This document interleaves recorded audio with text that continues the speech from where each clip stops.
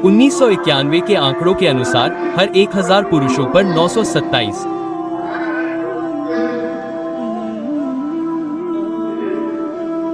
महिलाएं थीं, यानी पुरुषों से 7.3% महिलाएं कम।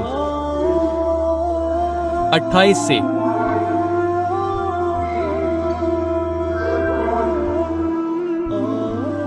7.2 7.3 तक 90 साल में यह संख्या दोगुनी से भी ज्यादा हो गई।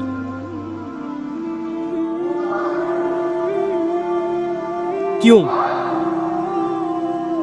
महिलाओं की हत्या क्यों बढ़ रही है? जानते हैं क्यों? क्योंकि विज्ञान और तकनीक में सुधार हो रहा है। राजस्थान, तमिलनाडु जैसे राज्यों में होर्डिंग लगे हैं, 500 रुपए खर्च करो और कहो 500,000 रुपए। गर्भवती होने पर एमनियो टेस्ट या अल्ट्रासाउंड कराओ।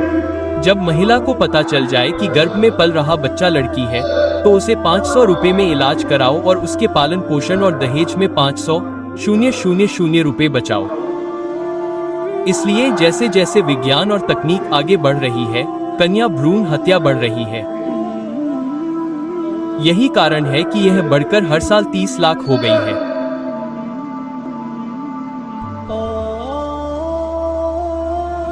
आज हमारे विश्व की यह दयनीय स्थिति है।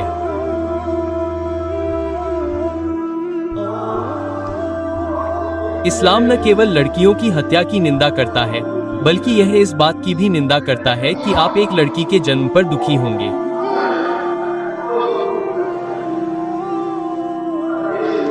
अल्लाह सूरह अध्याय संख्या 16 आयत संख्या 15 और 59 में कहते हैं, जब उनमें से किसी को लड़की के जन्म की खबर दी जाती है तो उसका चेहरा काला पड़ जाता है, वह अंदर ही अंदर गम से भर जाता है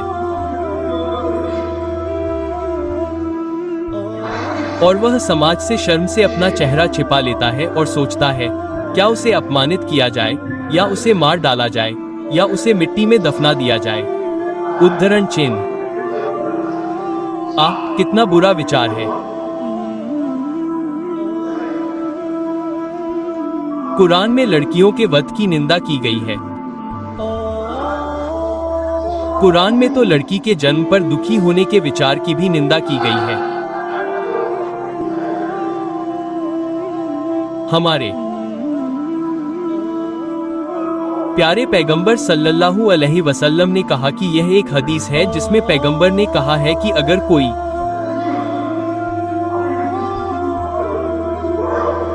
दो बेटियों को प्यार और स्नेह के साथ बड़ा करे जब तक कि वे बड़ी न हो जाएं, तो वे मेरे लिए उतनी ही करीब होंगी जितनी अकर में ये 2 उंगलियां हैं।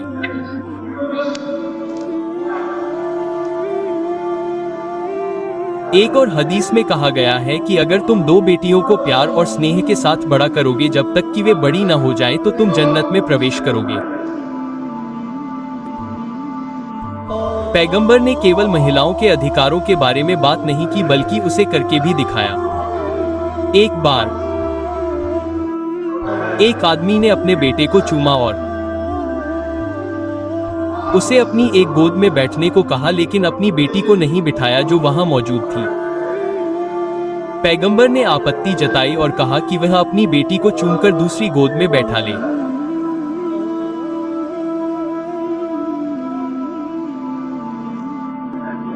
आइए इस्लाम में पत्नी की सामाजिक स्थिति पर चर्चा करते हैं। अन्य समाजों के विपरीत,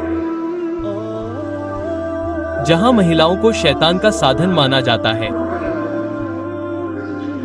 यदि आप इतिहास पढ़ें, यदि आप ग्रीक इतिहास पढ़ें, तो उसमें पेंड्रा नाम की एक महिला का उल्लेख है जो दुनिया के सभी दुर्भाग्य के लिए जिम्मेदार है।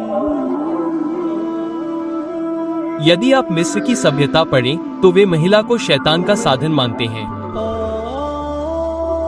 इस्लाम में, कुरान में महिला को महासना कहा गया है। महासना का अर्थ है शैतान के विरुद्ध एक किला। क्योंकि एक पवित्र पत्नी वह अपने पति को सीधे रास्ते पर रखती है और उसे गलत रास्ते पर जाने से रोकती है।